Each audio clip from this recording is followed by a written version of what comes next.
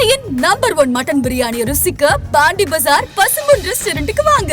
இனி பாண்டி பஜாரோட புதிய அடையாளம் பசும்பொன் தான். மதுரை உணவை சென்னையிலேயே ரசிக்கலாம். Hola! Your dream vacation to Hong Kong starts from rupees 74,999 only with GT Holidays, South India's #1 travel brand. Kerala விஷயத்தில் என்னென்னா, இந்த நிலச்சரிவுங்கிறது வந்து நமக்கு புதுசாக இருக்கலாம், அது நமக்கு புதுசாக பார்க்குறவங்களுக்கு இருக்கலாம். இது உள்ள ரிசர்ச் பண்ண புரியுது. இஸ்ரோ கடந்த 4 ஆண்டுகளாக சொல்லிக்கிட்டு வர்றது என்னென்னா, இந்த பர்டிகுலர் வயநாடு மட்டுமே ரொம்ப ரொம்ப ரொம்ப வல்னரபிள் செக்ஷன். அது இந்தியா முழுக்க இருக்கிற 30 ஹாட்ஸ்பாட் இந்த மாதிரி லேண்ட்ஸ்லைட் வரக்கூடிய பகுதிகளில் இந்த வயநாடு 13வது இடத்துல இருக்குது. அப்போது வயநாடு வந்து ப்ரோன் ஃபார் லேண்ட்ஸ்லைட். மாநிலத்துடைய முதலமைச்சர் பினராயி விஜயன் அவர்கள் சொல்லும்போது, டிசாஸ்டர் ஏற்பட்ட அந்த நாள் காலையில் தான் வந்து ரெட் அலர்ட் கொடுக்குறாங்க, ஒரு அக்யூரேட்டான ஒரு தகவலை ஐஎம்டி எங்களுக்கு ரிலீஸ் பண்ணல அப்படிங்கிறாங்க. இல்லை, இது ஒரு தவறான தகவல் அவர் சொல்லிட்டு இருக்காரு. என்னென்னா, இந்தியன் மெட்டீரியலாஜிக்கல் டிபார்ட்மெண்ட்டுங்கிறது வந்து வெறும் வெதர் மட்டும்தான் அவங்க பார்ப்பாங்க. இல்லைங்க, வழக்கத்துக்கு மீறி இது போகுதுங்க, தண்ணி ஓவராக கொட்டுதுங்கன்னு ஒரு சாதாரண மனிதன் கிரகிக்கிறத கூட ஒரு அமைச்சரோ முதலமைச்சரோ கிரகிக்கலன்னா அப்புறம் என்ன, நீங்கள் அவங்களுக்கு என்ன இதில் இருக்குது? பிரிட்டிஷர்ஸ் வந்து அங்கே டீ எஸ்டேட் வச்சுருந்தாங்க.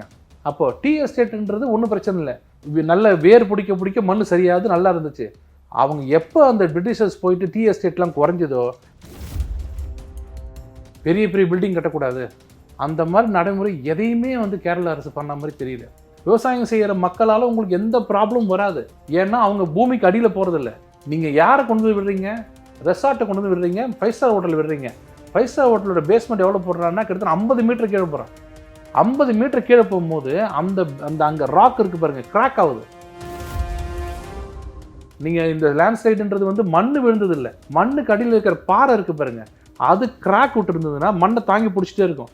இந்த கிராக் விட்டது அப்படி சாஞ்சதுன்னா மேலே இருக்கிறது மண்ணை ஃபுல்லாக கீழே கிராமத்துக்கு வரும். இதுதானே இது. அடுத்தது வெஸ்டர்ன் காட்ஸில் பெரிய ப்ராப்ளம் இருக்குது. வெஸ்டர்ன் காட் இங்கே வரைக்கும் வருது, ஊட்டி வரைக்கும் வருது. ஊட்டியிலே அதே பிரச்சனை தான், கொடைக்கானல் அதே பிரச்சனை தான், எல்லா மலை பிரதேசத்துலையும் அதான் பிரச்சனை. மலை பிரதேசம் நீங்கள் டூரிஸ்ட்டுக்கான இடம் இல்லை. ஆதன் தமிழ் நேயர்களுக்கு அன்பு வணக்கம். இன்றைய சிறப்பு நேர்காணலில் நம்முடன் இணைந்திருக்கிறார் பாஜகவின் செய்தி தொடர்பாளர் வழக்கறிஞர் குமரகுரு அவர்கள். வணக்கம் சார். வணக்கம். கேரளா வயநாட்டில் வந்து ஒரு மிகப்பெரிய ஒரு பேரிடர் நடந்திருக்கு. இந்த பேரிடர் நடந்ததுக்கு ஒரு 3 கோணங்களில் இதை வந்து ஆய்வு பண்ணிட்டு இருக்கிறாங்க. குறிப்பாக மாநில அரசு என்னென்ன செய்யலை, மத்திய அரசு தவறிவிட்டதா, இல்லை அங்கே இருக்கக்கூடிய மக்கள் அப்புறம் லோக்கல் அட்மினிஸ்ட்ரேஷன் ப்ராப்ளமா அப்படின்னு சொல்லிட்டு 3 விதமாக போயிட்டுருக்கு அப்படிங்கிறத பார்க்குறோம். ஓவராலாக ஃபர்ஸ்ட்டில் இது உங்களுடைய பார்வை என்ன இந்த பேரிடர் சம்மந்தமாக? இந்த பேரிடர் வந்து எதிர்பார்க்காதுன்னு சொல்ல முடியாது, எதிர்பார்த்த ஒன்று தான் அந்த ஊரை பொறுத்த வரைக்கும். பட் மக்களை பொறுத்த வரைக்கும் எதிர்பாராத ஒன்று. அவங்களோட துயர் வந்து யாராலையும் தீர்க்க முடியாத ஒரு விஷயம். ஏன்னா இவ்வளவு சாவு எண்ணிக்கைங்கிறது வந்து மனித குலத்துக்கே வந்து ஒரு அவமானமாக இருக்குது. எனக்கு என்னென்னா, இவ்வளவு டெக்னாலஜியெல்லாம் வளர்ந்து இவ்வளோலாம் நம்ம நல்லா அறிவுபூர்வமாக ஆளுக்கு ஒரு செல்ஃபோன், ஆளுக்கு ஒரு ஸ்மார்ட் ஃபோன்லாம் வச்சுக்கிட்டு துல்லியமாக கிளைமேட்டெல்லாம் பார்க்குற நமக்கு இது மாதிரி ஒரு டிசாஸ்டரில் வந்து இன்றைக்கி 220ன்றாங்க. ஒவ்வொரு நாளும் அதிகமாகிட்டே போகுது. இதை வந்து நம்ம சாதாரணமாக இவங்க சரியில்லை அவங்க சரியில்லைன்னு சொல்லி கடந்து போகிறது எனக்கு விருப்பம் இல்லை. பட் இதுக்கு என்ன தீர்வு அப்படின்னு தான் பார்க்கணும். ஏன்னா நம்ம தீர்வு எப்பவுமே பார்க்குறது இல்லை.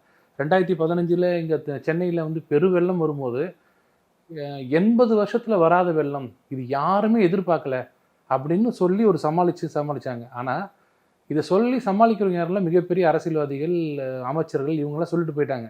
பாதிக்கப்பட்டது யாருன்னு கேட்டால் கடைநிலையில் இருக்கிற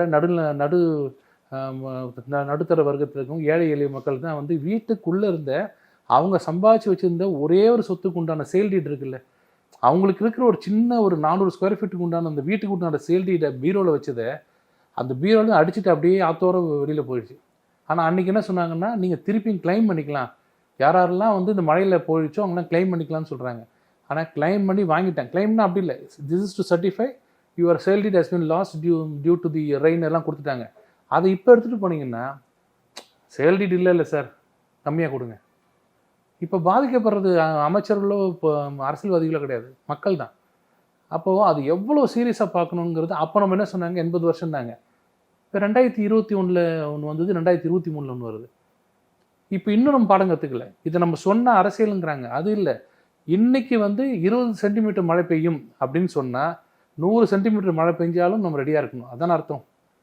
ஆனால் போன தடவை நடந்தது என்னென்னா கால்வாயே இல்லை, எல்லாம் பிளாக் ஆகிடுச்சு, தண்ணி மேலோங்கி வந்துச்சுன்னு தமிழ்நாட்டில் சொல்லிட்டு இருந்தோம். கேரளா விஷயத்தில் என்னென்னா இந்த நிலச்சரிவுங்கிறது வந்து நமக்கு புதுசாக இருக்கலாம், அது நமக்கு புதுசாக பார்க்குறவங்களுக்கு இருக்கலாம். இது உள்ள ரிசர்ச் பண்ண புரியுது. இஸ்ரோ கடந்த 4 ஆண்டுகளாக சொல்லிக்கிட்டு வர்றது என்னென்னா இந்த பர்டிகுலர் வயநாடு மட்டுமே ரொம்ப ரொம்ப ரொம்ப வல்னரபிள் செக்ஷன். அது இந்தியா முழுக்க இருக்கிற 30 ஹாட்ஸ்பாட் இந்த மாதிரி லேண்ட்ஸ்லைட் வரக்கூடிய பகுதிகளில் கேரளாவில் மட்டுமே 10 டிஸ்ட்ரிக்ட் இருக்குது.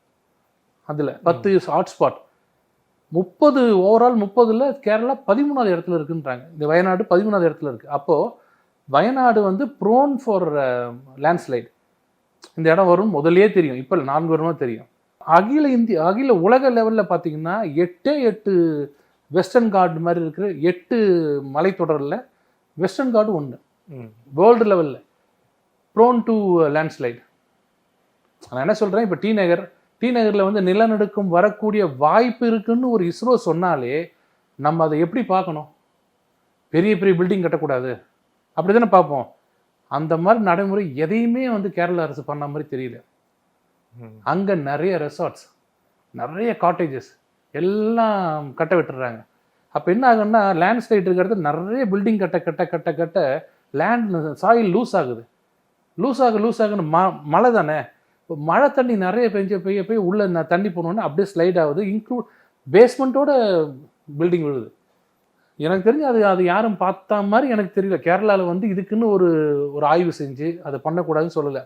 இதுக்கு ஒரு முத்தாய்ப்பு வச்ச மாதிரின்னு சொல்கிறதுனா அந்த ஒரு அட்மினிஸ்ட்ரேஷன் மோசமாக இருக்கிறது உதாரணம்னா 2021 கேரள சட்டசபையிலேயே அப்போ இருந்த வனத்துறை அமைச்சர் கே ராஜுங்கிறவர் அப்போ ஒரு கேள்வி கேட்குறாங்க, இந்த மாதிரி வயநாட்டில் நிறைய என்க்ரோச்மெண்ட்ஸ் வருது, அது ஒரு மலை தொடராச்சு, நீ ஏன் காப்பாற்ற மாட்டீங்கன்னு கேட்கும்போது ஒத்துக்கொள்கிறேன், அந்த இடத்துல வந்து என்க்ரோச்மெண்ட் நிறைய இருக்குது, ஆக்கிரமிப்பு நிறைய இருக்குது, பட் எங்களால் ரிமூவ் பண்ண முடியல. அதுக்கு ஒரு சொன்ன காரணம் தான் ரொம்ப ஆச்சரியமாக இருந்தது. அதுக்கு காரணம் வந்து ஏகப்பட்ட ரிலீஜியஸ் ஆர்கனைசேஷன் வந்து மத சம்பந்தப்பட்ட நபர்கள்ட்ட இருந்து எங்களுக்கு ப்ரெஷர் வருது, ரிமூவ் பண்ணாதீங்கன்னு சொல்லி. நாங்கள் என்ன பண்ணுறதுன்னு ஒரு கேரளாத்தில் இருக்கிற ஒரு வனத்துறை அமைச்சர் சொல்கிறார். அப்போது எந்த அளவுக்கு கேரளாவில் மதம் வந்து முக்கிய பிரச்சனையாக இருக்குன்னு பாருங்கள். இது படிக்க ரொம்ப கஷ்டமாக இருக்குது. அப்போ விட்டுடலாமா ஜனங்களை அப்படிங்கிற மாதிரி இருக்குது.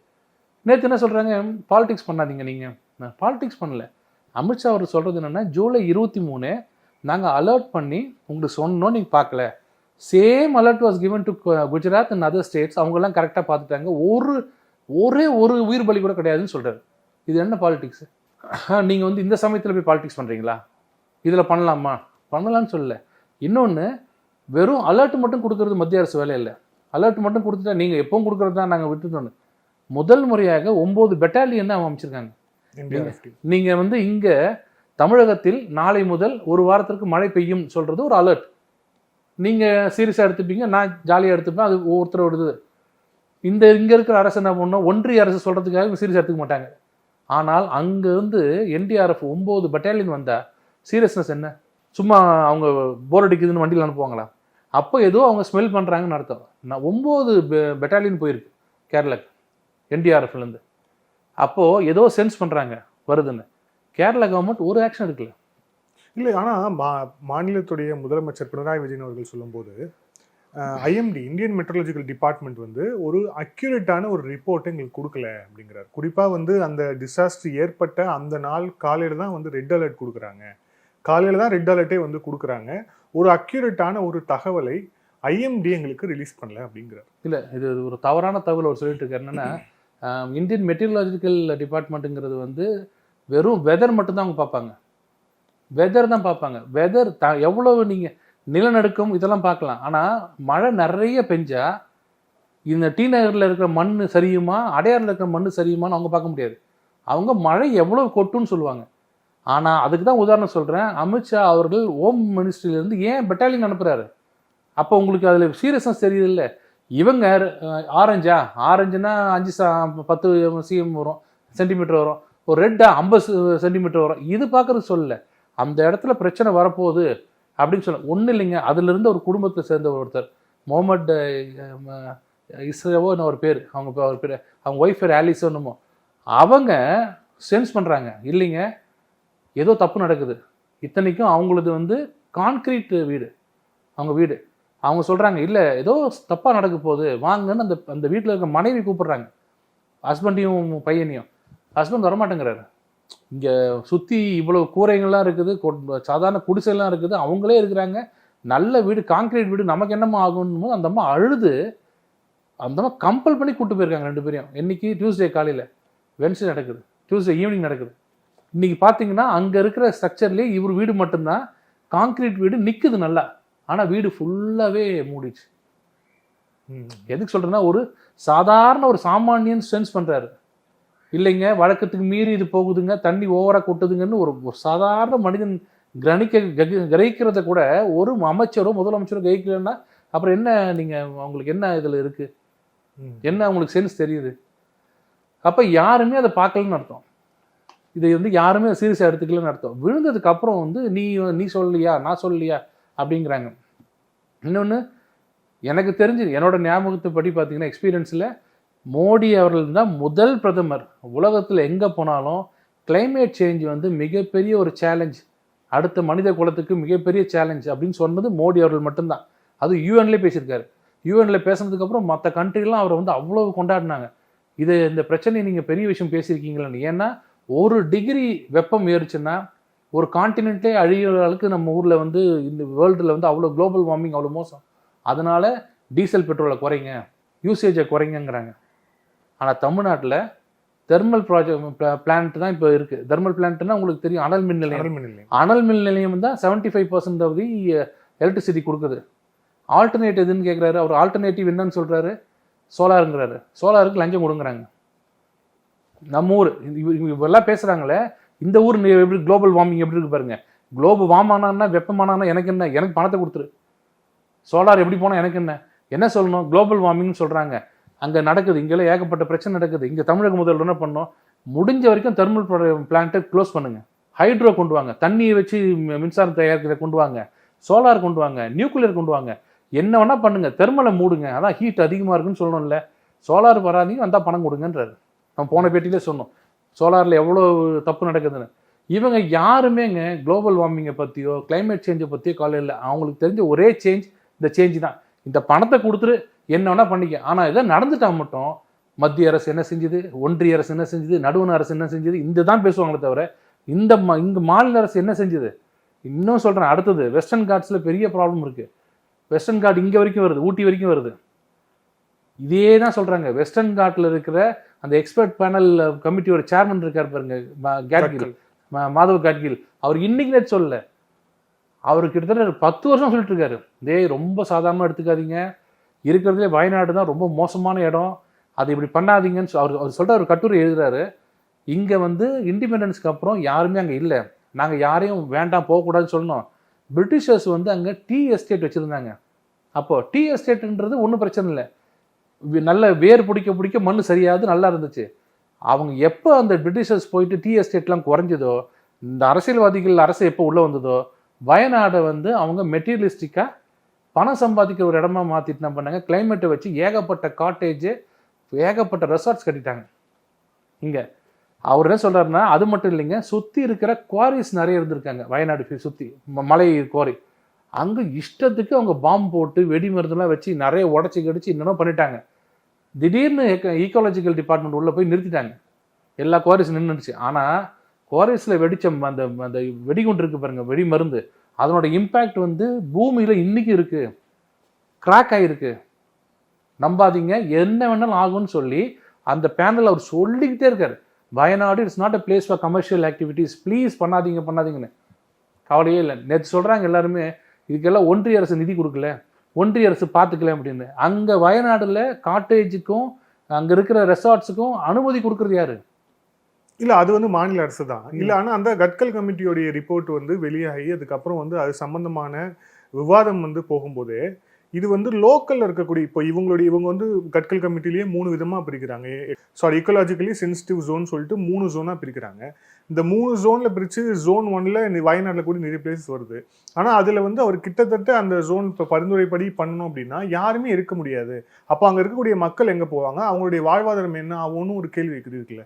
அப்போ அவங்க நம்ம எங்க வந்து கொண்டு போய் வைப்போம் அப்படிங்கிற மாதிரி விஷயங்கள் இருக்கு. அவர் இப்பவும் சொல்றது என்னன்னா, தனி மனித குடியிருப்புனால பிரச்சனை இல்லை. அவர் சொல்றது நல்லா புரிஞ்சு. எப்பவுமே ஈகாலஜிக்கல் என்ன சொல்லுவாங்கன்னா, இந்த ஏரியால யாரும் இருக்கக்கூடாதுன்னு. இல்ல அவர் வந்து சுற்றுலாவை வந்து நீங்க வந்து இது பண்ணுங்க அப்படிங்கிறார். சுற்றுலா வந்து முறைப்படுத்துங்க, இவ்வளோ பேர் வரக்கூடாது, சுற்றுலாவை முறைப்படுத்துங்க அப்படிங்கிறாரு. மைன்ஸ் வேணாங்கிறாரு. மைன்ஸ் வேணா புரிஞ்சுக்க முடியுது. ஆனா வந்து இனிமே புது பில்டிங்ஸ் வேணாம், இப்ப இருக்கிறதையும் வந்து அகற்றுங்க உள்ளிட்ட. அதே மாதிரி கிராப்ஸ், அதாவது வந்து இந்த இப்போ வந்து மரபணு மாற்றப்பட்ட பயிர்கள் நிறைய பேர் யூஸ் பண்றாங்க, அதையும் வந்து யூஸ் பண்ணக்கூடாது. ஸோ இந்த மாதிரியான விஷயங்கள்லாம் பண்ணும்போது அங்க இருக்கக்கூடிய லோக்கல்ல இருக்கக்கூடிய மக்களுடைய வாழ்வாதாரம்னு ஒன்று இருக்குல்ல, நம்ம தாங்க எஜுகேட் பண்ணணும், நம்ம தானே பண்ணணும். அங்க இருக்கிற யார் இது நீங்க சொல்றது பாத்தீங்கன்னா, அந்த வயநாடுல இருக்கிற மண் வளத்தை வச்சு சம்பாதிக்கிறவங்க யாரு? விவசாயிகள். மண்ணை வச்சு, நான் சொல்றது மண்ணை சார்ந்து இருக்கிறவங்க விவசாயிகள். அவங்களால பிரச்சனை அடுத்ததுங்கிறாரு. நீங்க சொன்ன ஜோன் இருக்கு பாருங்க, முதல் பிரச்சனை குவாரிஸ், அந்த இதெல்லாம் அந்த சுற்றி வர ஆக்டிவிட்டிஸ். ரெண்டாவது கமர்ஷியலாக பண்ணுற டூரிஸ்ட் ஆக்டிவிட்டி.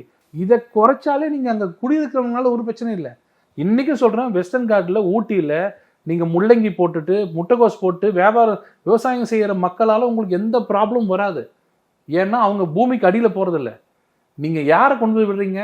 ரெசார்ட்டை கொண்டு வந்து விடுறீங்க, 5 ஸ்டார் ஹோட்டல் விடுறீங்க.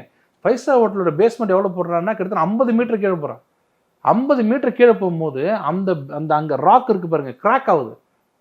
கிராக் ஆகும்போது மேலே வெயிட் அதிகமாக மழை தண்ணி, எப்போ மழை தண்ணி விழுந்தால் வெயிட் அதிகமாகும். மலையில் மழை தண்ணி ஊற அந்த கீழே இருக்கிற பாறை இருக்குது பாருங்க, அப்படியே பொழந்து அப்படி போகும்போது மரம் அப்படியே மலையில் இருக்கிற மண்ணெல்லாம் விழும். நீங்கள் இந்த லேண்ட்ஸ்லைடுன்றது வந்து மண் விழுந்தது இல்லை. இப்போ மண் சுற்றி இருக்குது, மண் மொத்தமாக விழாது. மண் என்னென்னா கரைஞ்சி விழும். மண்ணுக்கு அடியில் இருக்கிற பாறை இருக்குது பாருங்க, அது கிராக் விட்டு இருந்ததுன்னா மண்ணை தாங்கி பிடிச்சிட்டே இருக்கும். இந்த கிராக் விட்டது அப்படி சாஞ்சதுன்னா மேலே இருக்கிறது மண்ணை ஃபுல்லாக கீழே கிராமத்துக்கு வரும். இதுதானே இது அங்கே பண்ணாதீங்க, இந்த ஆக்டிவிட்டி பண்ணாதீங்கன்னு சொல்கிறாரு. யாருமே அதை பற்றி கவலைப்படல. இன்றைக்கி சொல்கிறேன், ஊட்டியிலே அதே பிரச்சனை தான், கொடைக்கானல் அதே பிரச்சனை தான், எல்லா மலை பிரதேசத்துலையும் அதான் பிரச்சனை. மலை பிரதேசம் நீங்கள் டூரிஸ்ட்டுக்கான இடம் இல்லை, அது அங்கே இருக்கிற மக்களுக்கு வாழறதுக்கு உடனடி இடம். நீங்கள் பண்ணணுன்னா ஒரு 10 பில்டிங்க்கு 2 பில்டிங் கட்டிட்டு அதிகமாக போகாதீங்க அப்படின்னு சொல்லலாமே தவிர, நான் என்ன சொல்கிறேங்க, மனித உயிர் முக்கியமா, உங்களுக்கு உல்லாசம் முக்கியமா, சுற்றுலா முக்கியமா? வாழ்வாதாரம்னா வாழ்வாதாரத்துக்கு உயிர்னா தானே வாழ்வாதாரம். அப்போ அவங்களை அங்கிருந்து அப்புறப்படுத்தி வேற இடத்துக்கு தானே கொண்டு போகணும். பட் இதெல்லாம் பேசிட்டு இருக்கும்போது எல்லாரும் ஒரு விஷயத்தை மறந்துடுறாங்க பாருங்க. அங்கே ஒரு எம்பி இருக்காரு, இல்லை இப்போ இல்லை, கடந்த 5 வருஷமா ஒரு எம்பி இருக்கார். அவர் என்ன பண்ணாருன்னு தெரியல. அவருக்கு சுற்றும் தெரியாது, அவருக்கு கிளைமேட் சேஞ்சுன்னு தெரியாது, ஒருமை சேஞ்சுன்னு தெரியாது. வருவார், 2 கையை கட்டிப்பார், டிஷர்ட் போட்டுப்பார், ஒரு வார்த்தை பேசுவார், போயிடுவார். இதெல்லாம் எம்பியோட சிபாரிசு இல்லையா? எம்பி இதை பார்லிமெண்ட்டில் பேசியிருக்க வேண்டாமா? என்னங்க வயநாட்டில் வந்து சொல்கிறீங்க, வயநாட்டில் வந்து இப்படி நடக்குதுன்னு சொல்ல வேண்டாமா? இன்னொரு வேடிக்கை பாருங்க, இன்றைக்கி அவர் அங்கே போயிருக்காருல்ல, அங்கே போய் அவர் பினராயி விஜயனை திட்டுவார். ஏன்னா அவங்க தங்கச்சி நிற்க போகிறாங்க இப்போ அடுத்த மாதம். அங்கே நிற்கும் போது அவர் பினராயி விஜயன் திட்டி தாங்கணும். திட்டி இந்த கவர்மெண்ட் சரியாக பண்ணலைன்னு திட்டினா தான் அவர் ஓட்டு விடும். நேராக டெல்லிக்கு வருவார், வந்துட்டு ஒன்றிய அரசு சரியில்லைன்னு, அங்கே நிதி கொடுக்கலன்னு. இந்த மாதிரி ஒரு கேவலமான ஒரு அரசியல் செட்டப் உலகத்தில் பார்த்துருக்கீங்களா? இதுதாங்க அரசியல், இதுதான் அரசியல். ஆனால் மோடி அவர்கள் அரசு பாருங்க, யாராக இருந்தாலும் எந்த ஊராக இருந்தாலும், கேரளாவோ தமிழ்நாடோ, பெட்டாலியன் அனுப்பு, என்டிஆர்எஃப் அனுப்பு, எஸ்டிஆர்எஃப் அனுப்பு, எல்லா வேலையும் கரெக்டாக செய்யுங்க. நமக்கு எல்லாரும் ஒன்று தான் நினைக்கிற நாங்கள் பிரிவினைவாதிகள். இங்கேருந்து அங்கே போய் பினராயி விஜயன் திட்டுவார், அங்கேருந்து ட்ரெயின் ஏறி இங்கே இறங்கினாருன்னா இங்கே தோளில் கை போட்டுப்பார், கேட்டால் ஒன்றிய அரசு பணம் கொடுக்கலன்னு. இது யார் அரசியல் பண்ணுறது? நீங்களே பாருங்களேன். இந்த விஷயத்தில் அரசியல் பண்ணுற விஷயமா இது இல்லை. ஆனால் அந்த கட்கல் கமிட்டியோட ரிப்போர்ட்டை நம்ம நடைமுறைப்படுத்துகிறோம். நம்ம மாநில அரசு நடைமுறை ஏன் படுத்தலைன்னு நம்ம இப்போ கேள்வி கேட்குறோம். ஆனால் அதில் அவங்க சொல்லக்கூடிய இன்னொரு முக்கியமான விஷயம் அந்த ஃபார்மிங் பற்றி சொல்கிறாங்க. இப்போ அங்கே இருக்கக்கூடிய அந்த மரபணு மாற்றப்பட்ட விதைகள், அந்த ஃபார்மிங் தான் நடக்குது. முன்னாடி மாதிரி சிறுதானியங்களோ யாருமே பண்ணுறதில்ல. மோஸ்ட்லி காஃபி, ரப்பரு, இல்லை பழாப்பழம், இல்லை பைனாப்பிள், அந்த மாதிரியான கிராப்பு, ஏதாவது எது ஜாஸ்தியாக, மிளகு, எது ஜாஸ்தியாக அவங்களுக்கு எக்கனாமிக்கலாக இதாக இருக்குமோ அதை தான் பண்ணுறாங்க. ஆனால் அது மண்ணுக்கு சரியில்லைங்கிறாங்க. இதை எப்படி சரி செய்ய முடியும்? இல்லை, இப்போ நீங்கள் சொல்கிறது விவசாயத்தினால தான் அந்த லேண்ட்ஸ்லைடு வந்ததுன்னு சொல்கிறாங்க. இல்லை, அதுவும் ஒரு காரணமாக சொல்கிறேன். இல்லை, அதுதான் சொல்கிறேன், அதுவும் காரணம்னா அது கடைசி காரணம். அதாவது இந்த மலையில யாருமே இருக்கக்கூடாது ரிப்போர்ட்லயும் இருக்கு. அதுதாங்க, இந்த மலையில யாரும் இருக்கக்கூடாதுன்றது கடைசி. நான் அங்க போகாதீங்க. முதல்ல மேல இருக்கிற இந்த 4 டயர் இருக்குல்ல, அந்த 4 டியர் இருக்கு பாருங்க, இந்த 4 அடுக்க முதல்ல சரி பண்ணுங்கன்னு சொல்றேன். நீங்க வயநாடு போயிருக்கீங்கன்னு தெரியல, நான் போயிருக்கீங்களா? ஒரு ரெசார்ட்டுமே 25 ஏக்கர். அதுல பாத்தீங்கன்னா மேல ஒரு பில்டிங் இருக்கும் அந்த ரெசார்ட்ல, நடந்து கீழே வந்தீங்கன்னா கிட்டத்தட்ட 1/2 கிலோமீட்டருக்கு கிட்டத்தட்ட 200 அடி கீழே டைனிங் டேபிள் இருக்கும். அந்த அமைப்பே வந்து எப்படின்னா அப்படி தான் இருக்கும் பார்க்குறதுக்கு. அங்கே ரெசார்ட்டை போட்டு மேலே ஒருத்தர் வந்து ரூம் போட்டிருந்தாருன்னா அந்த மேலே இருக்கிற எப்படி இது போட்டிருப்பாரு, பேஸ்மெண்ட் எப்படி போட்டிருப்பாரு, மலையை குறைஞ்சி தானே. இங்கே கீழே இருக்க டைனிங் ஹால் எங்கே இருக்குது, இங்கே இருக்குது, அங்கே உடஞ்சி எங்கே விழும்? இது உங்களுக்கு கட்கில் சொல்லியிருக்காரா? அதில் தயவுசெய்து அது மாதிரி பண்ணாதீங்க, நீங்கள் ஒரு சமதளத்தில் நீங்கள் 5 ஸ்டார் ஹோட்டல் கட்டுங்கன்னு சொன்னாரா? அந்த இடத்துல ஹோட்டலே கட்டாதீங்கன்றாரு. ஹோட்டல் கட்டுறது யாரு? அதுக்கு அப்ரூவல் கொடுத்தது யாரு? நம்ம ஊரில் டிடிசிபி மாதிரி சிஎம்டிஏ மாதிரி அந்த ஊரில் யார் கொடுத்தது? லோக்கல் பாடி தானே. லோக்கல் பாடி நீங்கள் எப்படி கொடுக்கலாம் தானே கேட்குறாரு. இப்போ இறந்ததெல்லாம் யாரு? எல்லா தரப்பட்ட மக்கள் இறந்துட்டாங்க. பட் அங்கே குடியிருக்க கிராம மக்கள் எவ்வளோ இறந்துட்டாங்க, அவங்களோட வாழ்க்கையே போயிடுச்சு இல்லை. ஆனால் நீங்கள் வழக்கறிஞர் அப்படிங்கிறதால இப்போ இவங்க இந்த ரெசார்ட் வச்சுட்டு இருக்க ஆளுங்களும் யாரும் ஒரு ஸ்மால் ஸ்கேலில் வச்சுட்டு இருக்கவங்க கொஞ்சம் இருக்கலாம். ஆனால் வந்து ஸ்டெர்லிங்லேருந்து பெரிய மஹேந்திரா நிறுவனங்கள்லேருந்து டாடா நிறுவனங்கள்லேருந்து எல்லாமே பெரிய கார்பரேட் கம்பெனிகள் தான் ரெசார்ட்டும் வச்சுருக்காங்க. இப்போ மூணாரில் எப்படி வச்சுருக்காங்க அதே மாதிரி தான் அவங்களும் வச்சுருக்காங்க. ஸோ அப்படிங்கிற போது அவ்வளோ சீக்கிரம் அவங்களை வந்து தடுத்துட முடியுமா? ஒரு லா என்ஃபோர்ஸ்மெண்ட் இருந்தாலும் சரி, அதை தாண்டி அவங்களை ஈஸியாக தடுத்துட முடியுமா? தடுத்துட முடியாதுன்னா அப்போ நீங்கள் என்ன சொல்லணும்னா கார்பரேட் மைனஸ் கேரளா கார்பரேட் சொல்லணும். நாங்கள் இந்தியா முழுக்க கார்பரேட் எதிர்க்கிறோம், கேரளா இருக்கிற கார்பரேட் மட்டும் விட்டுருவோன்னு சொல்லணும். அங்கே மட்டும் தடுக்க முடியுமான்னு கேட்குறீங்க. இங்கே வந்தால் மட்டும் கார்பரேட் கையில் அதானிகளும் அம்பானிகளும் கையில் இந்த ஆட்சி போச்சுன்றீங்க. அதே தான் அங்கே பண்ணணும். நீங்கள் லா என்ஃபோர்ஸ்மெண்ட் அத்தாரிட்டி நீங்கள் தானே. ஜெயலலிதா இருக்கும்போது ஒரு சட்டம் கொண்டு வந்தாங்க. அவங்க ப்ளசன்ட் ஸ்டே முடிச்சதுக்கப்புறம் சொன்னாங்க, யாருமே இனிமேல் ஊட்டியில் வந்து வீடே கட்டக்கூடாது, அப்படி கட்டினா வந்து ஒரு மாடி தான் கட்டணும்னு சொல்லியிருந்தாங்க. இப்போ ஒன்று சட்டம் இருக்குது, ஆனால் எல்லாருக்கும் கட்டிகிட்டு இருக்காங்க. ஊட்டியிலும் கொடைக்கானலில் அண்ணா தெரசா கட்டிட்டு தான் இருக்காங்க. அது யார் பார்க்கணும்? அந்த ஊட்டி மலை எவ்வளோ தாங்க தாங்கும்? நான் சின்ன வயசில் போகும்போதெல்லாம் ஊட்டியில் மே மாதம் போனீங்கன்னா ஒரு ரோட்டில் 10 வண்டி பார்த்தா பெரிய விஷயம். இப்போல்லாம் நீங்கள் ஊட்டிக்கு கீழே இருந்து மேலே போகும்போது நீங்கள் கண்ணாடி இறக்கிட்டு போனீங்கன்னா முகம் கருப்பாக இருக்குது. அவ்வளோ டீசல் புகை. எங்கேருந்து வருது அந்த அந்த அந்த அந்த வெஹிக்கிள்ஸ் எங்கேருந்து வருது? கீழே இருந்து ஏன் வருது? ஏன்னா அங்கே இருக்கிறவங்கெல்லாம் வீடு, ரெசார்ட்டுக்கு, அங்கே காலேஜ், அங்கே பெரிய 5 ஸ்டார் ஹோட்டல்லாம் கட்டினதுனால தான் கீழே இருந்து மக்கள் எல்லாம் மேலே வராங்க. அவ்வளோ டிரான்ஸ்போர்ட் ஆகுது. எத்தனை நாளைக்கு அந்த ஊட்டியும் கொடைக்கானலும் தாங்கும்? அந்த மண் நல்ல மண், அந்த மண் கொஞ்சம் இதுவாக இருக்குதுதான் தாங்குது. வயநாடு மண் வந்து கொஞ்சம் இந்த ஸ்லைட் ஆகிற மண், அங்கே சீக்கிரம் ஆகுது. நான் என்ன சொல்கிறேன், இதில் நீங்கள் நம்ம பேசிகிட்டே இருக்கலாங்க. யார் காரணம், இது எப்படி தடுக்கலாம், இதெல்லாம் பேசலாம். எப்போ நம்ம பாடம் கற்றுக்க போகிறோம்?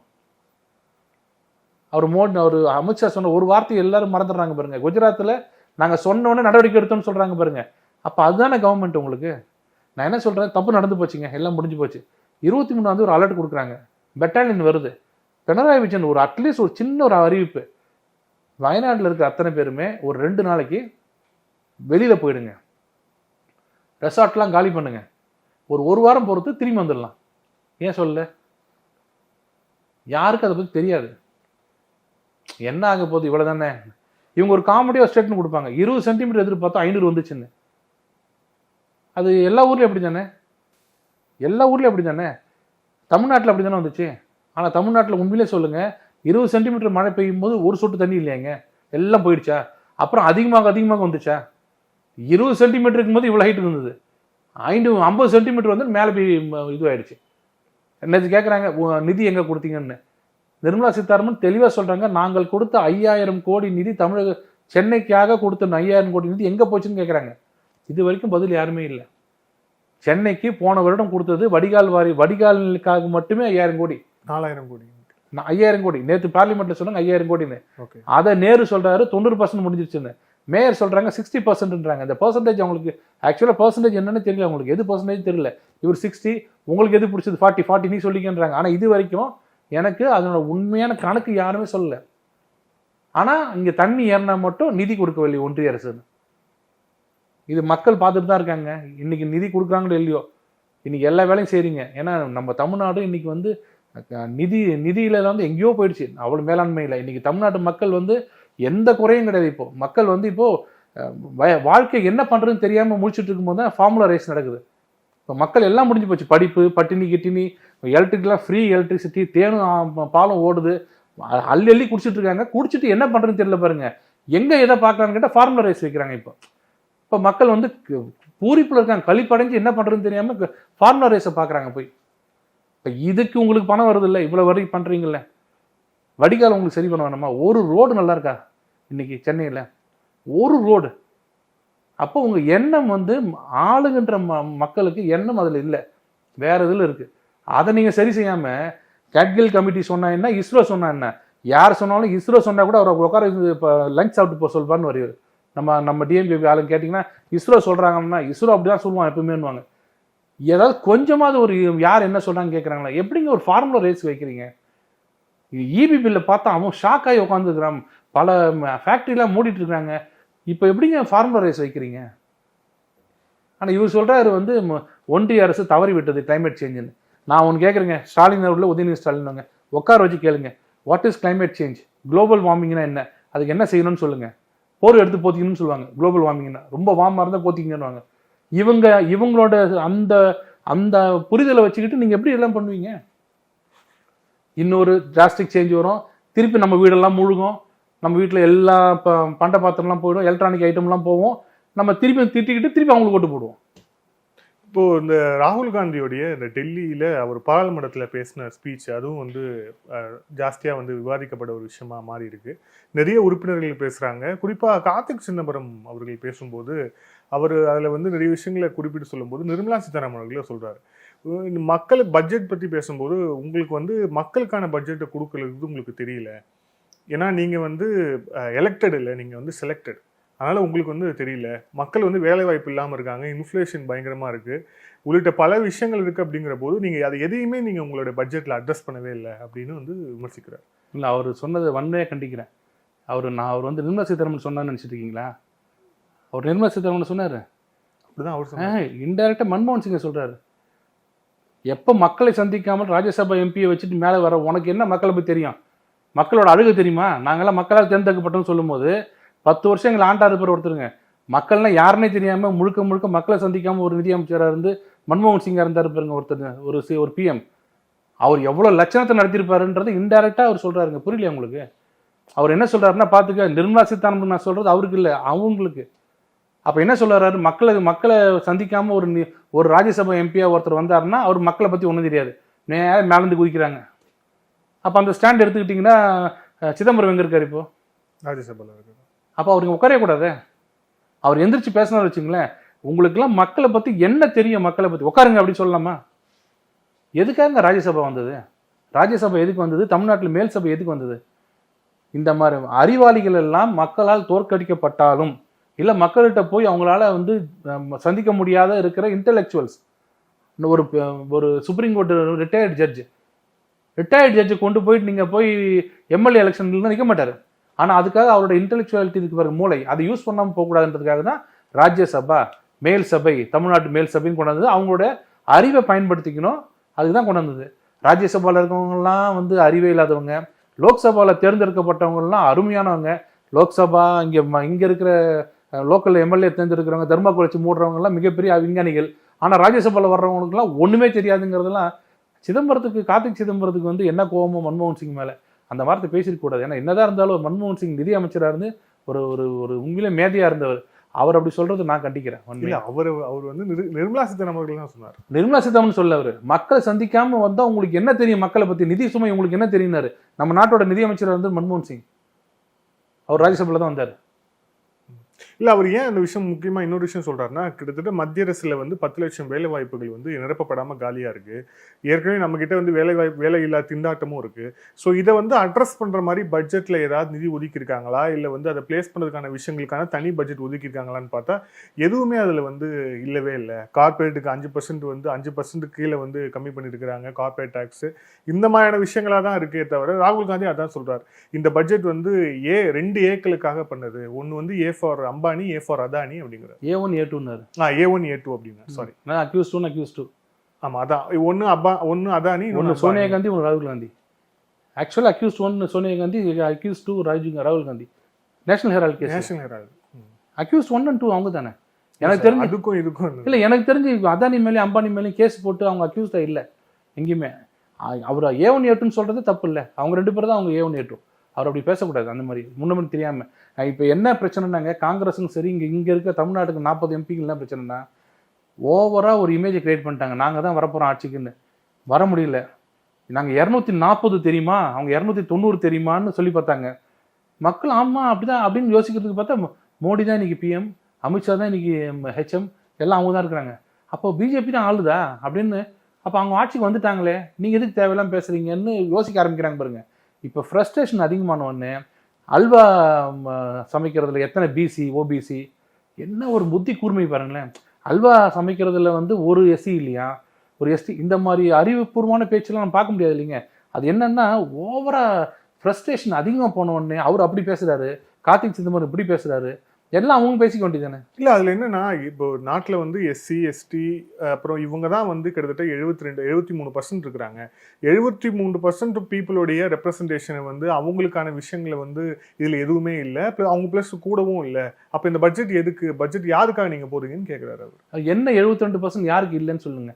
எங்கேயாவது வந்து கொடுக்குற லோனு விவசாயிகளுக்கு கொடுக்குறதெல்லாம் ஒன்லி ஃபார் ஓசிக்கு மட்டும் கொடுக்குற, எம்பிசிக்கு இல்லைன்னு சொல்லியிருக்காங்களா, பிசிக்கு இல்லைன்னாங்களா? இது முழுக்க முழுக்க இருக்கிறதே சூப்பர் பட்ஜெட் இந்த தடவை பண்ணதுங்க. எனக்கு தெரிஞ்சு நிறைய எதிர்கருத்து இருக்கவங்க கூட இந்த பட்ஜெட் நல்ல பட்ஜெட், ஏன்னா விவசாயத்துக்கு நிறைய செஞ்சுருக்கீங்க. முத்ரா லோன் வந்து கிராண்ட் சக்ஸஸ் தமிழ்நாட்டிலே மிகப்பெரிய சக்ஸஸ். நம்ம வெளில தெரியாது. யூடியூப் சேனல் ஆரம்பிக்கிறாங்கல்ல, அதில் நிறைய பேர் முத்ரா லோன் வாங்கியிருக்காங்க. ஏன்னா 10 லட்சம் இருந்தது, இப்போ 20 லட்சம். ஒரு டாக்குமெண்ட் வேண்டாம், ஒரு இது வேண்டாம், உங்களுக்கு கொலாட்ரல் செக்யூரிட்டி வேண்டாம். 2 கேமரா, 2 இந்த மாதிரி மைக்கு, இதெல்லாம் பண்ணால் எப்படி ஒரு 6-7 லட்சம் ஆகும். ஒரு வீடு ஓவர் ஹெட்ஸ் ஒரு 20 லட்ச ரூபா இருந்தீங்கன்னா யூடியூப் சேனல் நீங்கள் ஆரம்பிக்கலாம், நான் ஆரம்பிக்கலாம். இதெல்லாம் யாருக்கும் தெரியாது. வேலைவாய்ப்பு கிடையாதுன்றாங்க. வேலைவாய்ப்புலாம் எல்லா இடத்துலையும், வேலைவாய்ப்பு இந்தியாவில் தமிழ்நாட்டிலையும் போய் எங்கே எல்லா இடத்துலையும் வேலைவாய்ப்பு இல்லை. கவர்மெண்ட்டுக்கு வேலைவாய்ப்பு இருக்குது. கவர்மெண்ட் வேலையில் ஏதாவது ஒன்று கூப்பிட்டிங்கன்னா ஒரு வேலைக்கு 10,000 பேர் வராங்க. ஏன்னா உங்களுக்கு தெரியும் வேறு ரீசன் அது. ஏன்னா ஜாப் செக்யூரிட்டி. ப்ரைவேட்டில் பார்த்தீங்கன்னா எங்கேயும் வேலை இல்லை, எங்கேயுமே ஆள் இல்லை. ஆள் இல்லாதது தான் எல்லாரும் வாவான்னு. ரொம்ப சிம்பிளுங்க. தமிழ்நாட்டில் வேலை இருக்கா இல்லையா, வேலை வாய்ப்பு வந்து ஸ்டாலின் சொல்கிறாரு 8% 9% வேலை வாய்ப்பு இல்லை இந்தியா முழுக்க இருக்கு. இந்தியா முழுக்க தமிழ்நாட்டில் எப்படி தானே 9% இல்லை, கரெக்டாக? தமிழ்நாட்டில் வேலை வாய்ப்பு இல்லைன்னு சொன்னால் தமிழகத்தை சார்ந்த படிக்காத இளைஞர்கள் வேலைக்காக அலையணும்ல. அப்போ வெளியிலேருந்து யாரும் உள்ள வர முடியாதுல்ல. இன்னைக்கு தமிழ்நாட்டில் இருக்கிற பாதி பேர் வெளியிலேருந்து தானே உள்ள வந்து வேலை செய்கிறாங்க. ஸ்கில்டும் சரி அன்ஸ்கில்டும் சரி எல்லாம் வராங்க. எப்படி வராங்க? அப்போ வேலை இருக்கா இல்லையாங்க? நான் சும்மா லாஜிக்காக கேட்குறேன், மக்களுக்கு புரியாமல் சொல்கிறேன். ஸ்கில்டுன்னா கொத்தனார், மேஸ்திரி, பிளம்பர், எலக்ட்ரிஷியன் வந்து என்னால் பண்ண முடியாது, நான் இன்ஜினியர் படிச்சிருக்கேன் அப்படின்னு நம்ம சொல்லலாம். தமிழ்நாட்டில் படித்தவர்கள் அதிகம், அதனால் அந்த வேலைக்கு போக முடியாதுன்னு சொன்னால் அதுக்கு நீங்கள் அங்கேருந்து கொண்டாந்தீங்க ஆளை, ரைட்டு. அப்போ தமிழ்நாட்டில் எல்லாம் படிச்சிட்டாங்களா? படிக்காத இளைஞர் இருக்காங்களே, அப்போ அவங்க அந்த வேலைக்கு ஏன் போகாமல் அவங்க வந்தாங்க? சரி, ஸ்கில் இல்லாமல் இன்டலெக்சுவலாக வச்சுக்கோங்க. ஒரு இதில் ஒரு ரெஸ்டாரண்ட்டில் வந்து கேப்டனாக இருக்கிறவர், கேப்டன்னா ஆர்டர் எடுக்கிறவர், அவர் ஸ்கில்டு கிடையாது, அவர் இந்து தானே, இன்டெலெக்சுவல் கேட்டர் தானே. அவர் வந்து மினிஸ்ட்ரியல் கேட்டர், எக்ஸிக்யூட்டிவ் கேட்டர் வச்சுங்க. வெறும் வருவார், இங்கிலீஷ் 2 வார்த்தை பேசுவார், வாங்கிட்டு போவார். அங்கே யார் இருக்கா? தமிழ் இருக்கானா? இன்னைக்கு 5 ஸ்டார் ஹோட்டல் ஒரு ஹோட்டல்லே நார்த் ஈஸ்ட் இருக்காங்க. ஏன்னா நார்த் ஈஸ்ட்டில் இங்கிலீஷ் நல்லா பேசுவாங்க. நார்த் ஈஸ்ட் ஸ்டேட்டில் எல்லாமே இங்கிலீஷ் வந்து தாய்மொழியாக இருக்குது பல ஸ்டேட்டில். இன்னைக்கு 5 ஸ்டார் ஹோட்டலில் போனீங்கன்னா, 7 ஸ்டார் ஹோட்டலில் இந்தியாவிலேயும் எந்த மூலையில் போனாலும் சரி எல்லாம் நார்த் ஈஸ்ட் இருக்காங்க. ஏன்னா நார்த் ஈஸ்ட் இங்கிலீஷ் நல்லா பேசுகிறாங்க. நம்ம ஊருக்காரங்க யாரும் வேலைக்கு இல்லை. நீங்கள் வேலை வாய்ப்பு இல்லைன்னு சொன்னால் அவனுக்கு கிடைக்குது, உங்களுக்கு கிடைக்கல. அப்போ அங்கே உங்களுக்கு ஸ்கில் இல்லை, அவனுக்கு ஸ்கில் இருக்குது. புரியுதா? அப்போ இது வேலை வாய்ப்பு இல்லைன்னு வைங்களா, உங்களுக்கு தகுதி இல்லை அப்படின்னு சொல்லலாம். இல்லை 2 பேருக்கும் வேலை இல்லைங்க, நான் போன வேலை, எனக்கு வேலை வாய்ப்பு தமிழ்நாட்டில் திண்டாட்டமாக இருக்குன்னு சொன்னீங்கன்னா ஒரு வேகன்சி கூட இருக்கக்கூடாது. எல்லா இடத்துலையும் வேகன்சி இருக்கு. ஒரு கம்பெனிலையும் பாருங்க ஒரு வேகன்சி இருக்கு. என்னை பொறுத்த வரைக்கும் இந்தியாவில் வேலைக்கு ஆள் இல்லை. ஏன்னா எல்லாருமே வெல் செக்யூர்டு இல்லை ஜாபில், அவங்கவுங்க சொந்தமாக செய்கிறாங்க.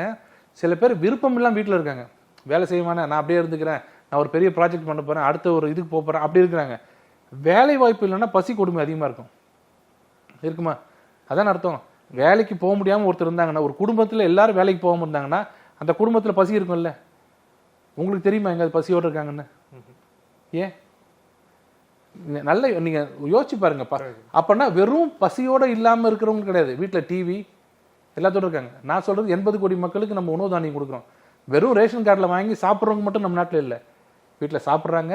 பைக் இருக்குது, குக்கிராமத்துக்கு போங்க, ஒரு வீட்டில் ஒரு பைக் இருக்குது. அது சாதாரண பைக் இல்லை, 80,000 90,000. அப்போ மக்கள்கிட்ட பணம் சம்பாதிக்கிற திறன் இருக்குது. மக்கள் என்ன பண்ணுறாங்க, என்னோட வேலை 4 மணி நேரம் வேலை செஞ்சால் போதும், 8 மணி நேரம்லாம் வேலை செய்ய வேண்டியதில்லை அப்படின்னு சில பேர் இருக்காங்க. சில பேர் வந்து 4 நாள் வேலை செஞ்சுட்டு 8 நாள் ரெஸ்ட் எடுக்கிறாங்க. இந்த டைல்ஸ் ஓட்டுறவங்கலாம் பார்த்தீங்கன்னா 4 நாள் வேலை செய்வாங்க, ஒரு நாளைக்கு 2500 3000 சமைப்பாங்க, மிச்ச நாளில் ஜாலியாக இருப்பாங்க. இதில் எங்கே வேலை வாய்ப்பு இல்லைன்னு சொல்லுங்கள். இதை வந்து ஒரு முடிவு பண்ணிட்டாங்க, வேலை வாய்ப்பு இல்லைன்னா மக்கள் எல்லாரும் வேலை வாய்ப்பு இல்லையாப்பா அப்படின்னு நினைப்பாங்கல்ல. அதுக்கு ஒரு ஸ்டாண்டர்ட் டைலாக். அப்புறம் ஒன்றிய அரசு நிதி கொடுக்கல 2. 3வது தமிழுக்கு ஒரு ஆபத்து. நம்ம ஜனங்க வந்து தமிழுக்கு ஒரு ஆபத்துனா என் தமிழ் அப்படின்னு அது தூண்டி விட்ட கோபம் வரும். 4வது தமிழ்நாட்டுக்கு ஒரு இழுக்கு. இதை மட்டும் பாருங்களேன், சுற்றி இந்த 4லே வருவாங்க. இந்த 4 தவிர வேற எதுவும் தெரியாது திமுக கூட்டணிக்கு. எப்பப்பெல்லாம் டிகிரி இறங்குதோ அப்பெல்லாம் வந்து வெங்கடேசன் ஒரு வீட்டில் ஒரு பஞ்ச் வச்சிருக்காரு. டக்குன்னு எடுத்து என்ன பண்ணாரு, இன்னைக்கு அனிமல் இதில் வந்து சாங்சுவரியிலேருந்து ஒரு லெட்டர் 2 மானை காப்பாற்றுங்கன்னு ஹிந்தியில் வந்ததுன்னு போடுவார். உடனே அந்த கிராஃப் அப்படி சர்றன்னு மேலே ஏறும். என்னன்னு கேட்டால், இங்கே பாருப்பா ஹிந்திலேயே எழுதுறாங்களாப்பா, தமிழ் இல்லையாப்பா. அவர் வீட்டுக்கு போய்ட்டு 2 நாளில் 2 மாதத்தில் டக்குன்னு தமிழ்நாட்டுக்கு ஒரு வர வேண்டியதை வந்து மோடி மாற்றி அங்கே அனுப்பிச்சிட்டாருன்னா தமிழ்நாட்டுக்கு ஒரு பிரச்சனையான ஒரு கும்பல் அப்படியே எந்திரிச்சு வரும். இது அடங்கும். உடனே நம்ம முதலமைச்சர் ஒன்றிய அரசே நிதி கொடுக்கவில்லைன்னு, நிதி கொடுக்காம எப்படிப்பா அப்படின்வாங்க. இதெல்லாம் ஒரு பேட்டர்னாக பண்ணிட்டு இருக்காங்க. தமிழ்நாட்டில் அது இனி எடுபடாது. தமிழ்நாட்டில் இன்னைக்கு நிலைமையில் திமுக கூட்டணி ஆட்சியை பற்றி மக்கள் எவ்வளோ வெதும்பி இருக்காங்கன்னு எல்லாருக்கும் தெரியும், உங்களுக்கு தெரியும், எனக்கும் தெரியும். நான் டெய்லி ஃபீல் பண்ணி பார்க்குறேன். இல்லை, ஆனால் அந்த பட்ஜெட்டில் வந்து தமிழ்நாடு அப்படிங்கிற ஒரு பேரே இல்லை. நமக்கான நிதி ஒதுக்கீடு அப்படிங்கிறது வந்து எந்த இடத்துலையுமே வந்து சரியாக மென்ஷன் பண்ணல. கிட்டத்தட்ட இது வந்து 2 மாநிலங்களுக்கான பட்ஜெட்டாக தான் வந்து இப்போ வாசிக்கப்பட்டிருக்கிறது. உள்ளிட்ட இந்த விஷயங்களும் இருக்குது. ப்ளஸ் நீங்கள் சொன்னீங்க எல்லாத்துலேயுமே நல்ல பாசிட்டிவ் கமெண்ட்ஸ்னு. ஆனால் இந்த இண்டெக்ஷேஷன் உள்ளிட்ட விஷயங்களை வந்து எடுத்ததுக்கு பாஜக ஆதரவாளர்கள் சில பேரே அதை வந்து கிரிட்டிக்காக பார்க்குறாங்களே. அதை அந்த வேல்யூ எடுத்தது அப்படிங்கிறது அது சரியான ஒரு நடவடிக்கை இல்லை அப்படின்னு பார்க்குறாங்களே. நீங்கள் இதை வந்து ஃபேவரட்டிசம்னு பார்த்தீங்கன்னா, பீகாருக்கும் ஆந்திராவுக்கும் ஃபேவரட்டிசம் பார்க்குற உங்களுக்கு உரிமை இருந்ததுன்னா, இங்கேருந்து 2009 போய் உட்காந்துக்கிட்டு தயாநிதி மாறனுக்கு இந்த போர்ட்ஃபோலியோ கொடுத்தா தான் நான் இங்கேருந்து போவேன் அப்படின்னு சொன்னது ஃபேவரட்டிசமா இல்லையா? ஏன்னா என் தயவு இல்லாமல் உன் ஆட்சி இங்கே நடக்காது. இப்போ சந்திரபாபு நாயுடு இருக்கிற நிலைமையில் அன்றைக்கி இருந்தார், அன்றைக்கி திமுக இருந்தது, அன்றைக்கி கருணாநிதி அவர்கள் இங்கே இருந்தார். எனக்கு உண்டான மினிஸ்ட்ரி கொடுக்கலன்னா நாங்கள் வெளியிலேருந்து சப்போர்ட் பண்ணுறோம் இன்டைரக்டாக மிரட்டினாங்க. தயாநிதி கொடுத்ததுக்கப்புறம் தான் கிளம்பி வந்தார், ஞாபகம் இருக்கா? அப்போ அந்தம்மா ஃபேவர் பண்ணாங்களா? ஃபேவரட்டிசம் எது ஃபேவரட்டிசம்? சோனியா காந்தி அன்னைக்கு பண்ணது ஃபேவரட்டிசமா, இன்னைக்கு இவர் பண்ணுறது ஃபேவரட்டிசமா? நீங்கள் அப்படியே வச்சுக்கோங்க. 2 கூட்டணி கட்சி செஞ்சுட்டாங்க. என்ன தப்பு? நீங்கள் பண்ணீங்கல்ல, நீங்கள் ஓப்பனாக எதுக்கு? நான் என்ன கேட்குறேங்க, அவர் அன்னைக்கு மட்டும் திமுக தயவில் காங்கிரஸ் இல்லை, காங்கிரஸ் 400 சீட்டில் இருக்குது, திமுக போய் டிமாண்ட் பண்ண முடியுமா? தயாநிதி மாறனுக்கு இது கூட கேட்க முடியுமா? இது அரசியல். அங்கே போய் டிமாண்ட் வச்சா கொடுக்குறாங்க. ஆனால் இங்கே உண்மையிலே பார்த்தீங்கன்னா ஆந்திராவை பொறுத்த வரைக்கும் பாவம், கிட்டத்தட்ட 3 தலைநகரை மாற்றி அந்த மக்களுக்கு தலைநகர் எங்கன்னே தெரியல, பணமும் இல்லை. சந்திரபாபு நாயுடு சொல்கிறாரு அடுத்த மாதம் சம்பளம் கொடுக்க பணம் இல்லைங்கன்றது. அது நீங்கள் பண்ண வேண்டாமா? அப்போ அதுக்கு சந்திரபாபு நாயுடு எங்களுக்கு சப்போர்ட் பண்ணுறாரு அப்படின்னு கமெண்ட் நீங்கள் அடிக்கணும்னா அடிச்சுக்குங்க. ஆனால் ஆந்திராவில் இருக்க மக்களுக்கு புரியும் ஏன் அங்கே கொடுத்தாங்கன்னு. ஏன்னா இன்னும் ஒரு தலைநகர் இல்லாத ஒரு ஊரை நீங்கள் பார்த்து உங்களால் இருக்க முடியுமா வினோத்? இங்கே தமிழ்நாட்டில் உங்களுக்கு தலைநகர் இல்லாத ஒரு இடம் தான் உங்களால் இருக்க முடியுமா? ஒன்றுக்கு ஒரு தலைநகரமாங்க. இண்டஸ்ட்ரிக்கு ஒரு தலைநகரம், எஜுகேஷனுக்கு ஒரு தலைநகரம், மினிஸ்டர்ஸுக்கு ஒரு தலைநகரம் எங்கே இருக்க முடியுமா? அப்படி இருக்கிற ஒரு நாடு அதை திருப்பி ரிவாம்ப் பண்ணுறதுக்கு பணம் கேட்குறாங்க, கொடுத்துறாங்க. ஜார்க்கண்ட் பிரியும் போது ப்ராமிஸ் பண்ணதை கொடுக்குறாங்க. அதை நீங்கள் பாலிடிக்ஸ்ன்னு நினச்சிக்கிட்டீங்கன்னா பாலிடிக்ஸ்ன்னு நினச்சிக்கங்க. அது நாம் ஒன்றும் பண்ண முடியாது. நம்ம வந்து அதெல்லாம் தப்புங்க அப்படி நினைக்காதீங்க. எந்த ஒரு ஸ்டேட்டை பற்றி அவங்க மென்ஷன் பண்ணியிருக்காங்க பட்ஜெட்டில்? தமிழ்நாட்டை மென்ஷன் பண்ணாங்களா? பண்ணலன்றீங்க. இது பண்ணியிருக்காங்களா? உத்தரப்பிரதேஷ், டெல்லி, சரி அவ்வளோ விடுங்க. எங்கள் பெட்டு ஸ்டேட்டு குஜராத், அப்போ அது கிடையாது. தமிழ்நாட்டை மென்ஷன் பண்ணணும். இவர்கிட்ட எப்படின்னா வருங்காலத்தில் 9 வந்தே பாரத் விடப்படும் அப்படின்வாரு. அந்த வந்தே பாரத் 9 ஸ்டேட்டில் பார்த்து சென்னை இது இருக்கும், கன்னியாகுமரி இருக்கும். இவர் அப்படி இல்லை, சென்னைக்கு ஒரு வந்தே பாரத்னு சொல்லணும். இவர் சொல்ல மாட்டார். 9 வந்தே பாரத் வருதுங்க. சரி, இன்னைக்கு நெய்வேலியிலையும் வெள்ளூர்லேயும் விமான நிலையம் வரப்போ தெரியுமா? வர டிசம்பர்லேருந்து ஓகே உடான் திட்டம்னு ஒன்று இல்லை, அதில் வந்தது. உண்மையிலே பிரதமருக்கு அரசியல் பண்ண தெரியல. இதே ஸ்டாலின் அவர்கள் அங்கே இருந்திருந்தாருன்னா ஒன்றிய அரசுலேருந்து நிதியை பிடுங்கி வேலூரில் ஒரு விமான நிலையம் அமைத்திருக்கிறோம் அப்படின்னு சொல்லியிருப்பாரு. அவர் அதெல்லாம் சொல்லவே இல்லை எங்கேயுமே. ஆனால் தமிழ்நாட்டுக்கு வந்திருக்கா இல்லையா? 40 சீட்டுங்க நமக்கு இல்லை, ஆனால் தமிழ்நாட்டில் 2 விமான நிலையம் வருது. வந்தே பாரத் 4 வந்தே பாரத் இது வரைக்கும் 3 வந்திருக்கு இது வரைக்கும். இது வேணுமா இல்லை அங்கே சொல்லணுமா தமிழ்நாடுன்னு? இது பாலிடிக்ஸ் உங்களுக்கு தெரியலையா? இங்கே எல்லாம் எதிர்கட்சி ஒன்றா இருக்கிறாங்க, அதனால யாருன்னு தெரியல. 2026 பாருங்க இந்த ஆட்சி எப்படி ஆக போகுது பாருங்க. இன்னொரு முக்கியமான விவாதமாக இருந்திருக்கிறது இந்த சாதிவாரி கணக்கெடுப்பு. அதுதான் ஒரு 3 நாளாக போயிட்டு இருக்கு. அகிலேஷ் யாதவ்லேருந்து ராகுல் காந்திலேருந்து எல்லாருமே பயங்கரமாக பேசுகிறாங்க. நாங்களும் இதே அவையில் சாதிவாரி கணக்கெடுப்பு தொடர்பான ஒரு முக்கியமான ஒரு நகர்வு எங்களோட அரசு கொண்டு வரும் அப்படின்னு ராகுல் காந்தி சொல்றார். ஜாதிவாரி கணக்கெடுக்கிறதுல மத்திய அரசுக்கு என்ன தடை இருக்கு, என்ன தயக்கம் இருக்குன்னு ஒரு கேள்வி தொடர்ச்சியாக இருந்துகிட்டே இருக்கு. இல்லைங்க, சாதிவாரி கணக்கெடுப்பு அந்தந்த ஸ்டேட்ல எடுக்கணும்னு சொல்லியாச்சு, எடுத்துக்கங்கன்னு சொல்லிட்டோம். சென்டரில் தான் எடுக்கணும்னு சொன்னதை, ராகுல் காந்தி பீரியடில் சொன்னதை கிடப்பில் போட்டது காங்கிரஸ். நாங்கள் பண்ண முடியாதுன்னு பார்லிமெண்ட்லேயே சொல்கிறாங்க. நாங்கள் பண்ண முடியாது, என்ன பண்ணால் உண்மையான என்னன்னு எங்களுக்கு தெரிஞ்சிடும், ஸ்டேட்டை நீங்கள் முடிவு பண்ணீங்க. ஏன்னா நம்ம நாட்டில் இடஒதுக்கீடு ஸ்டேட்டை வச்சு தான் வருது. இப்போ ஸ்டேட்டில் என்ன முடிவு பண்ணிக்கிங்கன்னு இன்றைக்கி ஒரு மிகப்பெரிய ஜட்ஜ்மெண்ட் வந்திருக்கு. இன்றைக்கி க்ரீமி லேயரில் எஸ்சி எஸ்டி மக்களுக்கு ரீக்ளாசிஃபிகேஷன் உள்ள நீங்கள் கிளாஸிஃபை பண்ணி கொடுத்துக்கலாம். எஸ்சி 18%, 18%னா அதுக்குள்ளே ரீக்ளாசிஃபிகேஷன் பண்ணி அதில் 4, 3, 2 கொடுத்துக்கலாம். மொத்தமாக கொடுக்காதீங்க, ஏன்னா ஒதுக்கீடு பண்ணிக்கிங்கன்னு சொல்கிறாங்க. ஒரே ஒரு % எஸ்டின்னு சொன்னீங்கன்னா, நம்ம படுகால இருக்கிறவங்களும் எஸ்டினா, இதில் ஜார்க்கண்டுக்கு மலை மேலே இன்னும் கரண்ட் இல்லாமல் வெளிச்சம் இல்லாமல் இருக்கிறவங்களும் எஸ்டி தான். அப்படி பண்ணாதீங்க, உள் ஒதுக்கீடு மாதிரி ரீக்ளாசிஃபை பண்ணிக்கோங்க. இந்த உட்பிரிவுக்கு எஸ்சியில் இந்த உட்பிரிவுக்கு இவ்வளோ பண்ணிக்கலாம் அப்படின்னு சொல்லி வந்துருச்சு. முன்னொரு முக்கியமான விஷயம், கிரீமி லேயர் என்று சொல்லக்கூடிய 8 லட்ச ரூபாய் இருக்கு பாருங்க, அதை நீங்கள் உடனடியாக அமுல்படுத்தணும். எஸ்சி எஸ்டி ஆளுங்களுக்கு அமுல்படுத்தணும். எப்படி ஓபிசியில் கிரீமி லேயர் இருக்கோ அதே கிரீமி லேயர் இங்கேயும் வரணும்னு சொல்லிட்டாங்க. இன்னொரு முக்கியமான விஷயம் என்னன்னா, ஒரு தலைமுறை இடஒதுக்கீடுனால இது பட்டுச்சுன்னா, லாபம் அடைந்ததுன்னா அடுத்த ஜென்ரேஷன் அது போகக்கூடாது அப்படின்னு நீ சொல்லியிருக்காங்க. இது நான் முதல்ல இருந்து என்ன சொல்றேன்னா, கிரீமி லேயர்னு சொன்னது மண்டல் கமிஷன் வந்த உடனே அதை எதிர்த்து சுப்ரீம் கோர்ட் போறாங்க. கான்ஸ்டிடியூஷனல் பெஞ்சில் 92 என்ன சொல்றாங்க, இது செல்லும், மண்டல் கமிஷன் அறிக்கை செல்லும், ஓபிசியை நீங்கள் இதில் கொடுக்கலாம், வேலை வாய்ப்பு கொடுக்கறத கொடுக்கலாம் தாராளமாக, ஆனால் கிரீமி லேயரை கண்டிப்பாக வச்சுக்கணும், எல்லாருக்கும் கொடுக்கக்கூடாது அப்படின்னு அப்பயே சொன்னாங்க. அதை அப்படியே இன்னைக்கு எஸ்சி எஸ்டிக்கும் கொண்டு வரணும் அப்படின்னு சொல்லுங்க. ஏன் சொல்றாங்கன்னா, மாநிலங்கள் தான் அதை நடைமுறைப்படுத்த முடியும். இப்போ நம்ம ஸ்டேட்ல 69 50 18 1 அந்த 50 18 1 யாராருக்கு கொடுக்கணுன்றது ஸ்டேட் பண்ணணும். நீங்க ஸ்டேட்டை பண்ணிக்கிங்கன்னு சொல்றாங்க. நீங்க பண்ணுங்க, நான் யாரும் வேணான்னு சொல்லி பீகார்ல பண்ணியிருக்காங்களே, அது மாதிரி ஸ்டாலின் அவர்களை பண்ண சொல்லணும்னு சொல்றோம். பண்ண மாட்டாரு. ஏன்னா பண்ணா அவங்க அதிகமாக கொடுத்த இடத்துல குறைக்க வேண்டியது இருக்கும், குறைவாக கொடுத்த இடத்துல அதிகமாக கொடுக்க வேண்டியது இருக்கும். அது தேவையில்லாமல் பிரச்சனைகள் வரும்னு சொல்லிட்டு அந்த பாலை தூக்கி அங்கே போட்டுடலாம். ஏன்னா சென்டர் பண்ண முடியாதுன்னு தெரியும். பண்ண முடியாமல் போனதுக்கு காரணம் காங்கிரஸ் ஆட்சியில் பார்லிமெண்ட்டில் பண்ண முடியாதுன்னு சொன்னது ராஜீவ் காந்தி. அப்போ சென்சஸ் எடுக்க முடியாதுன்னு சொன்னதுக்கு போயிட்டு நீங்கள் எடுங்கன்னா எப்படி எடுக்க முடியும்? அது ஆல்ரெடி செட்டில்டுலாம் நீங்கள் எடுங்கன்னு சொல்கிறோம். இங்கே ஏன் எடுக்க மாட்டாங்க, யாரும் கேட்க மாட்டாங்க. ஸோ இதை செய்ய வேண்டியது மாநில அரசு தான். மாநில அரசு செஞ்சு கொடுத்தா தான் அவங்க முடிவு பண்ணிக்கணும். ஓவரால் மாநில அரசில் என்ன இருக்கோ நம்ம அங்கே முடிவாயிடுச்சுங்க. 50%க்கு மேலே ஷுட் நாட் எக்ஸீட் 15% சொல்லிட்டாங்க. 50% அதில் நீங்கள் என்ன பண்ணாலும் அது மாற்ற முடியாது. அங்கே ஆல்ரெடி இப்போ 60ல் போயிட்டுருக்கு. அங்கே இது இடபிள்யூஎஸ் சேர்த்து இப்போ இங்கே தான் நீங்கள் முடிவு பண்ணி நீங்கள் சேர்த்துக்குங்க. இங்கே 69 மாதிரி மற்ற ஸ்டேட்டில் பண்ணிக்கிங்க அப்படின்றாங்க. இதில் இன்னொரு ஜோக் என்னென்னா, இடபிள்யூஎஸ் வரும்போது 8 லட்ச ரூபாய்க்கு கீழே இருக்கிறவங்களுக்கு தான் ஓசிக்கு மட்டும் தான் வரும்னாங்க. அப்போ இங்கே இருக்கிறவங்களாம் 8 லட்ச ரூபான்றது வருடத்துக்கு ஏழையாவங்க. அப்புறம் கவுண்ட் பண்ணி காமெடியெலாம் போட்டு ஏழைங்களா 60,000 ரூபாய் வாங்கின ஏழைங்களா அப்படின்லாம் ஜோக் அடிச்சிருந்தாங்க. அப்போ நாம் சொன்னது நாங்கள் 8 லட்சம் சொல்லலைங்க, நீங்கள் சுப்ரீம் கோர்ட்டில் போய் சொல்லும் போது கிரீமி லேயர்னா என்ன வேணும்னு கேட்கும்போது 2 லட்சம் வச்சுக்கலாமான்னு கேட்டால் முடியாது, ஏன்னா இடஒதுக்கீடு பாதிக்கும்ல.